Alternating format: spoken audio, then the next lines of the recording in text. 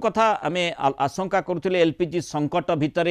किभली भाव में लोके रोषई करुँच खास करी जो युवपीढ़ी रही मैंने हॉस्टेल रोचंती सेठी गैस सिलिंडर मिलूना से भली स्थिति उत्पन्न है हॉस्टेल रे गैस बदल में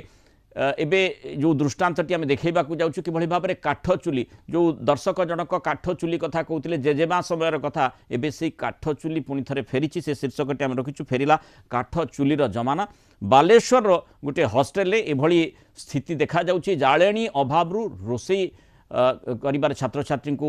असुविधार सामना करने को पड़ुछि सेथिपाई मेस मालिक एभली व्यवस्था करिसेंती केबे गैस सिलिंडर उपलब्ध हेबो कोनोसी स्पष्टता मिलुनी तेणु बालेश्वर गोटे मेस रे एभली व्यवस्था करा जायछि जोठु बालेश्वर रिपोर्टर आशुतोष मल्लिक से संपर्कित सूचनाटी आम सामने रखिछंती। राज्य में एलपीजी संकट व्यापक मात्रा देखा मिली एलपीजी संकट रु मुक्ति पाऊना लोक मैंने अन्यपटे